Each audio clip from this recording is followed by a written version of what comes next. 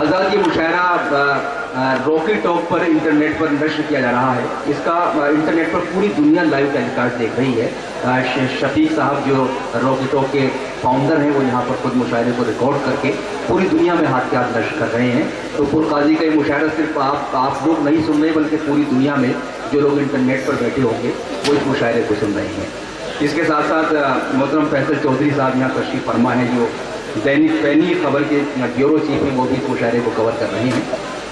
آئی آزاد ہوشیاری دل نادان بہت کرتا ہے, رنج کم سہتا ہے, اعلان بہت کرتا ہے, رات سے جیت تو سکتا نہیں لیکن یہ چراغ کم سے کم رات کا نقصان بہت کرتا ہے. شاعری بھی ایک ایسا چراغ ہے کہ جو نہ صرف راتوں کا نقصان کرتا ہے بلکہ اندھیروں پر جیت بھی حاصل کرتا ہے. آئیے اس تمہید کے ساتھ ہم گزارش کریں جناب گلفام راز صاحب سے کہ وہ تشریف لائیں اور اپنی خوبصورت شاعری سے آپ کو نوازیں. جناب گلفام راز صاحب, میں ان سے گزارش کر رہا ہوں.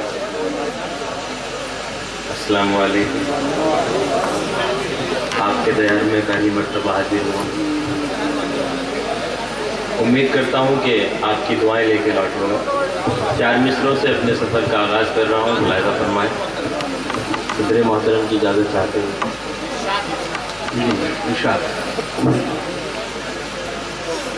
میرے نوجوان دوست بہت دیر سے پریشان ہو رہے ہیں.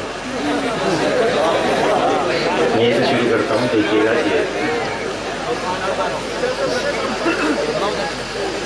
بھلے ہی عشق کے بازار میں بدنام ہو جائے.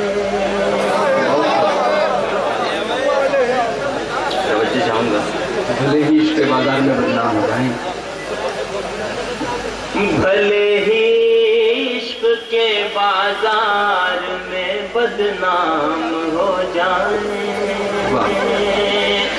بھلے ہی عشق کے بازار میں بدنام ہو جائیں. تمہارے واسطے ہم آج بھی نیلام ہو جائیں. تمہارے واسطے ہم آج بھی نیلام ہو جائیں. اور خدا نے حسن بخشا ہے میرے محبوب کو ایسا. خدا نے حسن تمام جاننے والوں کے ایسا پیدا ہوا. خدا نے حسن بخشا ہے میرے محبوب کو ایسا. ہٹا دے رخ سے وہ چلمن تو قتل عام ہو جائے. ہٹا دے رخ سے وہ چلمن تو قتل عام ہو جائے. اور 4 مصرے اور پیش کر رہا ہوں. شاید کسی محبت کرنے والے کو پسند آ جائے. کیونکہ یہاں تو مجھے سبھی دل دینے سے نظر آ جائے. ملاحظہ کیجیے گا حضرات. 4 مصرے اور کیے. ہمارے قتل کا الزام دیکھو آ گیا تم پر. ہمارے قتل کا الزام دیکھو آ گیا تم پر. تمہیں کیچڑ میں پتھر مارنے کی کیا ضرورت تھی. توجہ چاہوں گا ان 4 مصروں کے لیے کہ ہمارے قتل کا الزام دیکھو آ گیا تم پر. تمہیں کیچڑ میں پتھر مارنے کی کیا ضرورت تھی.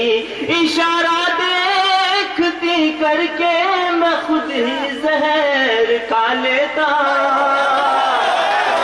میرے سینے میں خنجر مارنے کی کیا ضرورت. شکریہ.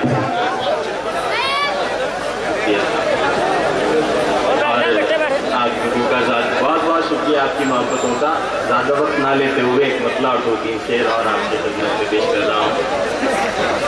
ملاحظہ فرمائیں کہ بہت کیا کہے زندگی کا غریباں. کس طرح سے سیا جا رہا ہے کوشش کرتا ہوں آپ لوگوں کو غزل کی دنیا میں لے چلوں. جی. کیا کہے زندگی کا غریباں، زندگی کا غریباں، کیا کہے زندگی کا غریباں، کس طرح سے سیا جا رہا ہے، مسکراہٹ لبوں پر سجا کر آنسوؤں کو پیا جا رہا ہے، مسکراہٹ لبوں پر سجا کر. بھائی کیا اچھا پڑھ رہے ہو گلفام صاحب. اور شعر دیکھیے گا کہ بات جتنی بھی ہے مختصر ہے، بات جتنی بھی ہے مختصر ہے، بے وفا کیا تجھے بھی خبر ہے.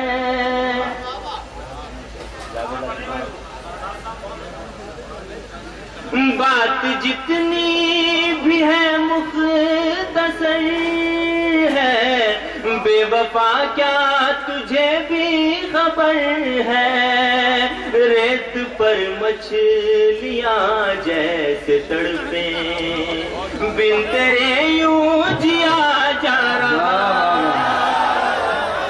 کیا کہنے بابا بابا.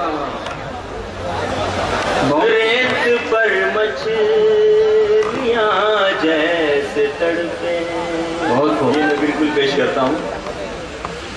بات جتنی بھی ہے مختصر ہے، بے وفا کیا تجھے بھی خبر ہے، ریت پر مچھلیاں جیسے تڑپے بن تیرے یوں جیا جا رہا ہے.